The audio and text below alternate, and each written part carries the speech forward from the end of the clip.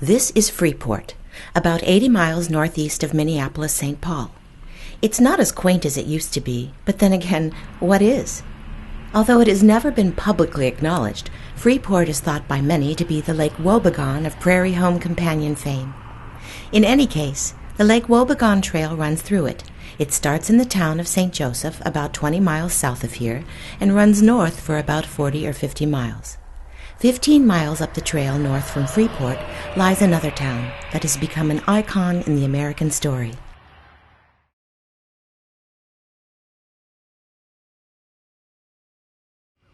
This is a short story about signs, icons, and changing times.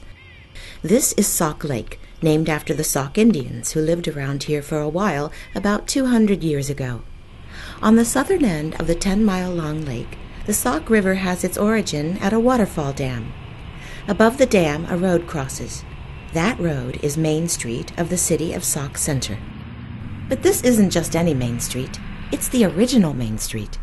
125 years ago, a child was born here who grew up to be very famous. His name was Sinclair Lewis, and his childhood home is just a few blocks away from Main Street. As a child, he undoubtedly played at the lake 2 blocks away, and later as a teenager and young adult, he probably went to the Palmer House to dine with friends and family. But 90 years ago, in the fall of 1920, his book Main Street was published, which was very critical of small-town life. He wrote in the foreword, "This is America, a town of a few thousand, in a region of wheat and corn and dairies and little groves. This town is in our tale called Gopher Prairie, Minnesota. But its Main Street is the continuation of main streets everywhere.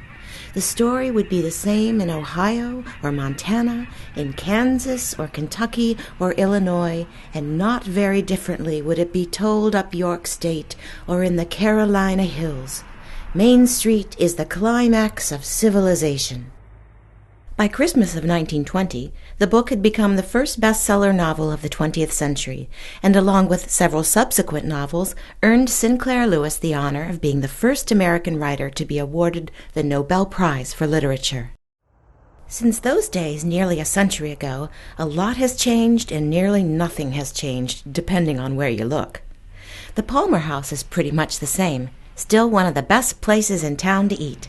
The original Main Street is still where it always was, but the railroad right-of-way is now the Lake Wobegon Trail.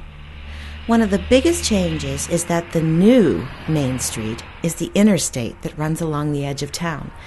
In this sense, it is no different than thousands of towns in America. Now, I have no doubt that Mr. Lewis would have something to say about the new Main Street were he still alive. Since he's not, I'll take the liberty of saying it for him. There's something really wrong with this picture. Now, I'm not an attorney, and this gets really complicated, so please understand, just like Sinclair Lewis, I'm just stating my opinion, but goodness gracious, what are all these billboards doing out here? First of all, let it be said that almost all the land along the new Main Street is not under the city of Sauk Center's jurisdiction. It is under the governance of the Sauk Center Township. 45 years ago, in 1965, Congress passed the Highway Beautification Act to stop this type of blight and exploitation of our federally funded roadways. The act has been amended and challenged many times, but basically it dictates that billboards can only be placed in business areas, on land that has been properly zoned as commercial industrial, or on unzoned land that has commercial uses. Billboards are not permitted in residential or agricultural zoned areas.